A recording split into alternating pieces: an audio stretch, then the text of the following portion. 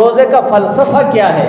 حقیقت یہ ہے کہ انسان اشرف المخلوقات ہے، لیکن اس انسان کے اشرف المخلوقات اور اس انسان کے عظمت والا ہونا یہ کس سبب کی وجہ سے ہے؟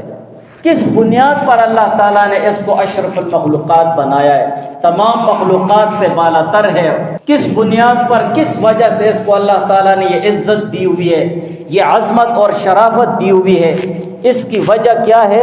تو اس کی بنیادی وجہ یہی ہے کہ یہ انسان اپنے نفس سرکش کو، جو سرکش اور بے قابو نفس ہے، اس کو اپنے قابو میں لا کر اپنی خواہشات پر غالب آ جائے، اپنی خواہشات پر غالب آ کر فرائض عبدیت کو بجا لائے اور اپنا منشاء تخلیق پورا کرنے کے لیے معرفت الہی اور رضائے خداوندی کی تلاش، وہ جستجو اس کا اہم فریضہ ہے۔ تو اب دیکھنا ہے کہ نفس کو قابو کرنے کے لیے اور اپنے خواہشات پر غالب آنے کے لیے 3 چیزوں کی ضرورت ہے۔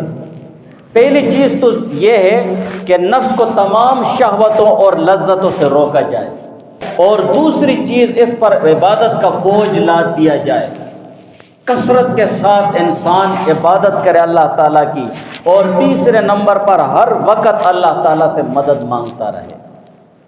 یہ تینوں چیزیں اگر غور کیا جائے تو روزے میں بدرجہ اتم موجود ہیں، روزے میں مکمل درجے میں یہ تینوں چیزیں موجود ہیں۔ جب بھی مومن مسلمان روزہ رکھتا ہے تو یہ ان تینوں چیزوں کو پورا کر رہا ہوتا ہے، لہذا اپنے نفس کی قوت کو توڑ کر اور تمام قوتوں کو اعتدال پر لانے کے لیے روزے کا اہتمام کیا گیا ہے کہ روزہ رکھو، یہ تینوں چیزیں اس میں آ جائیں گی۔